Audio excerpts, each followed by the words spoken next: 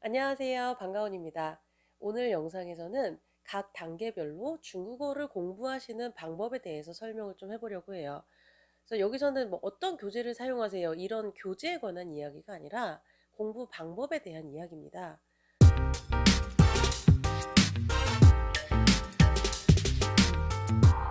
먼저 중국어 입문 단계입니다. 입문 단계에서는 이 전 영상에서 말씀드렸듯이 외워야 할 게 너무 많아요. 그리고 발음도 너무 생소하고 성조는 꼭 노래 부르듯이 더더욱 부담이 됩니다. 이런 어려운 부분에 대해서 포기하고 가시는 분들이 계세요. 예를 들면 나 한자 외우는 게 너무 어려워서 나 한자 안 외우고 병음만 외울 거, 이런 분들도 계세요. 실제로. 그리고 또는 병음을 버리시는 분들도 계세요. 나 병음이 너무 어려워서 그냥 이 한자와 이 발음을 한국어로 써서 외울 거야, 이러신 분들도 계세요. 근데 이거는요, 사실 단기적인 관점에서 보면 가능할 수도 있지만 중국어를 장기적으로 배우시려는 분이라면 절대 하지 않으셨으면 하는 그런 방법입니다.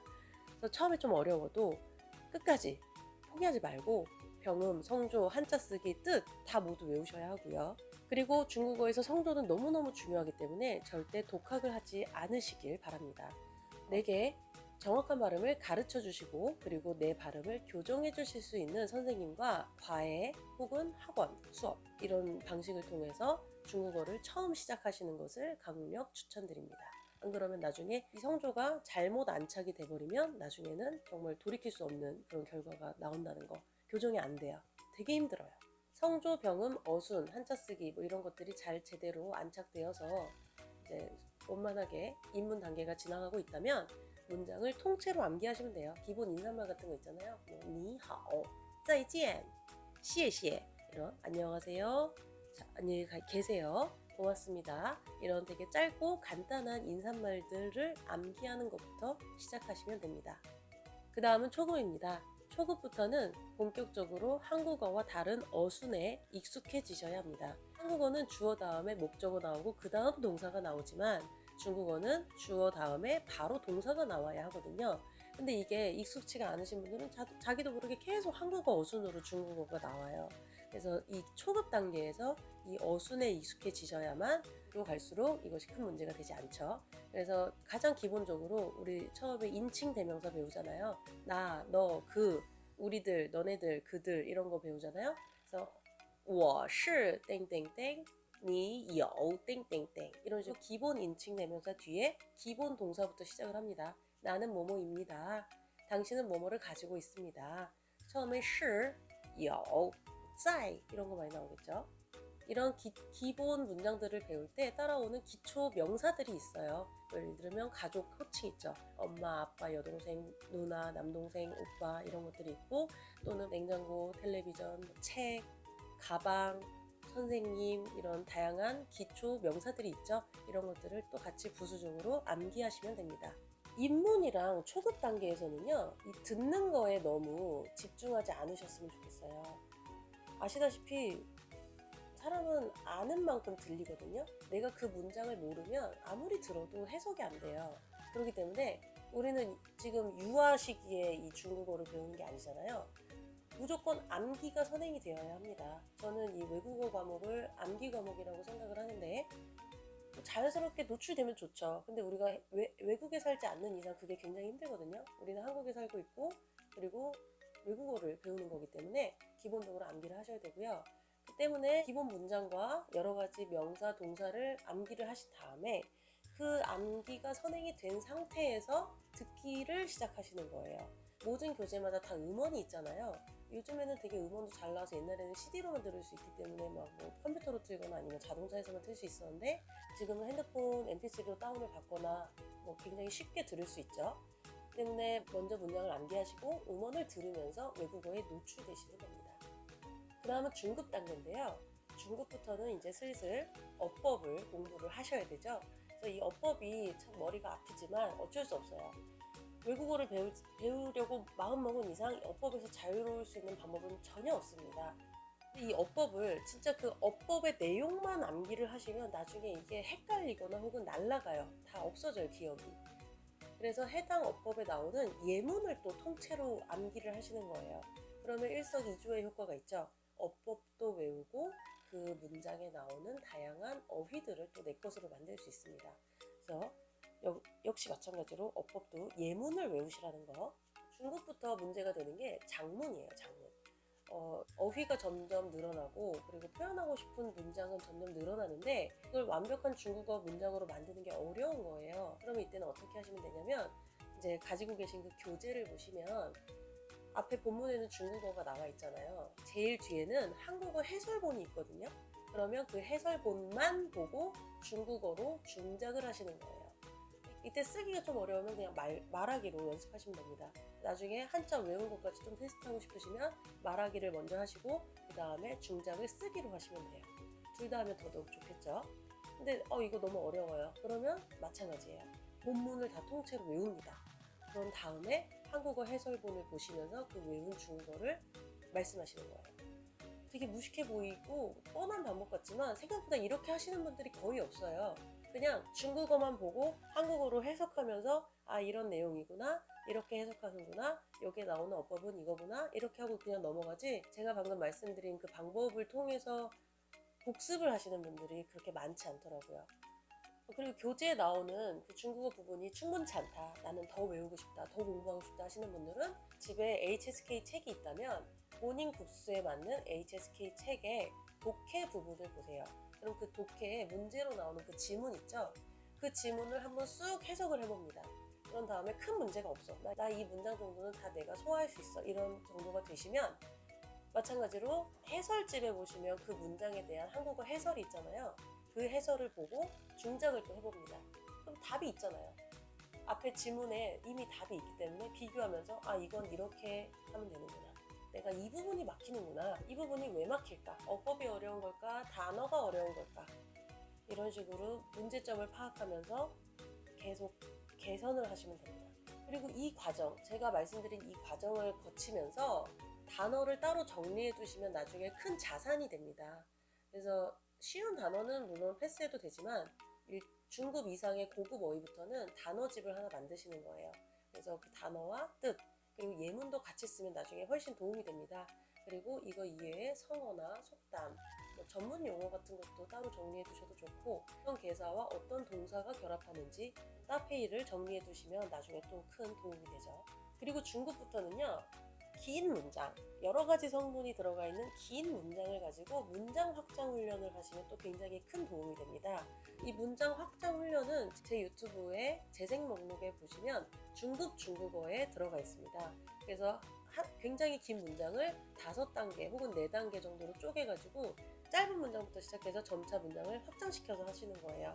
이 경우는 음원이 있어야 훈련을 할 수가 있거든요. 제가 만든 문장 확장 훈련 영상을 통해서 이 훈련 방식에 좀 익숙해지시면 나중에는 본인이 녹음해서 본인이 하시면 되겠죠. 이제는 고급 과정을 위한 공부 방법입니다. 고급 과정에서는 어법적인 게 얼추 다 마무리된, 웬만한 어법은 다 해결이 된 상태죠. 그래서 이제는 거의 통번역이 가능한 그 수준으로 이끌어내야 하는데, 저는 추천드리는 게 중국어 뉴스거든요. 이제 바이두 같은 데 들어가서 너무 어렵지 않은, 하지만 보편적인 내용을 다룬 그런 기사들을 이제 고르는 겁니다. 너무 길면 지겨우니까 한 600자 정도가 사실 제일 좋아요. 음원이 있는 기사는 더 좋습니다.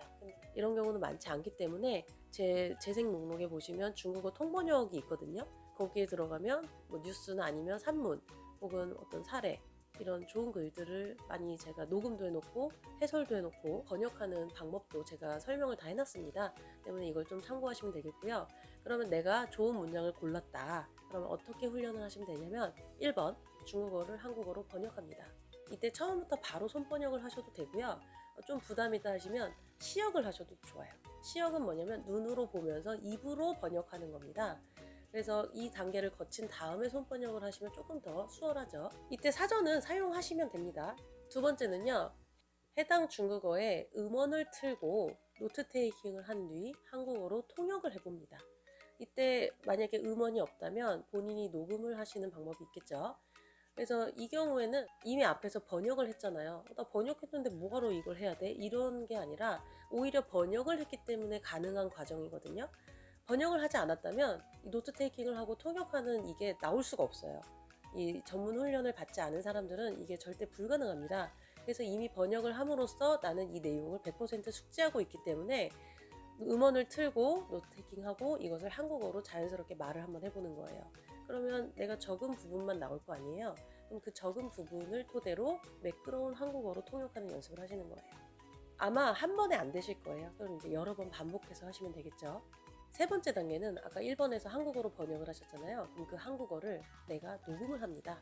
그런 다음에 그 한국어를 틀어놓고 노트 테이킹하고 중국어로 통역하시면 돼요. 이때 중국어 원문이 있기 때문에 막히는 중국어는 계속 원문을 참고하면서 아, 이 표현은 이렇게 문장을 만들어야 하는구나. 아, 이 표현은 이 단어를 쓰는구나. 이렇게 참고하시면서 통역 연습을 하시는 겁니다. 여기까지 진행이 되면 그 문장은 정말 완전히 거의 다 내 것이 돼요. 거의 뭐 문제 없어요. 근데 중한 번역은 연습을 하고 한중, 중한 통역 연습까지 했는데 한중 번역이 지금 빠졌잖아요. 그럼 이제 네 번째 단계에서 그걸 하는 거예요. 내가 번역한 한국어를 중국어로 다시 바꿔보는 거예요. 그럼 이때 암기가 됐다면, 중국어 표현이 암기가 됐다면 그걸 그냥 그대로 쓰시면 됩니다. 그래서 이게 바로 내 것으로 소화시키는 그 과정이거든요. 외국어를 암기 과목이라고 이야기하는 이유는 암기를 통해 내 것이 된 그 문장들이 완전히 내 것이 됐을 때에야 아무 상황에서나 아주 자연스럽게, 아주 빠르게 그 내 입으로 그 문장이 올바르게 나오는 거거든요. 암기가 선행되지 않으면 이게 불가능합니다. 자, 여기까지 됐으면 5번 단계에서는 이제 우리는 아무래도 한국어가 모국어니까 한국어를 외울 필요는 당연히 없는데 중국어는 외워야겠죠.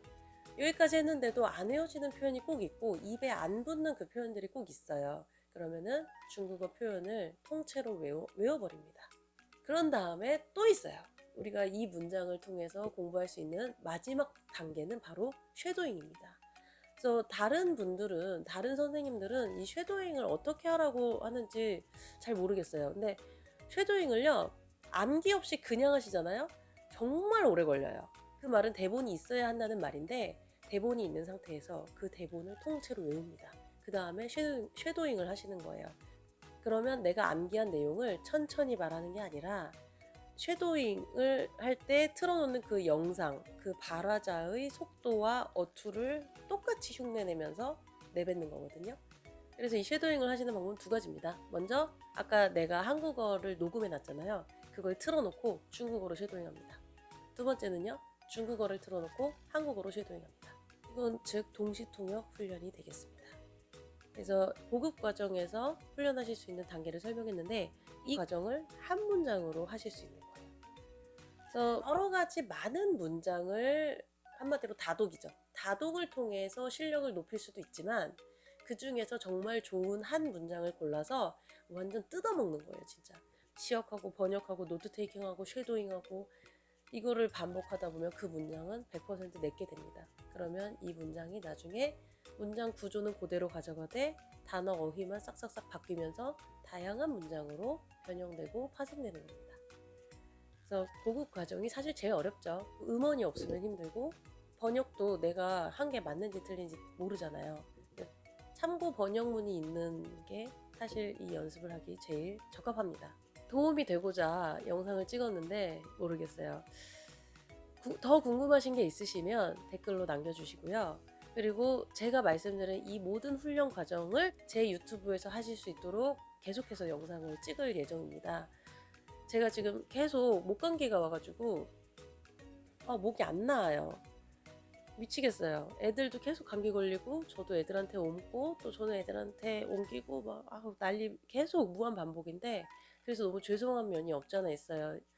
목 상태가 이러면 녹음을 하면 안 되고 녹화를 하면 안 되는데 영상 안 올릴 수 없잖아요. 그래서 이제 어쩔 수 없이 하는데 이 부분 좀 양해 부탁드리고요. 최대한 목 관리를 더 잘해서 더 고퀄 음질의 영상을 올리도록 하겠습니다. 오늘 영상은 여기까지고요. 좋아요와 구독 부탁드릴게요. 감사합니다.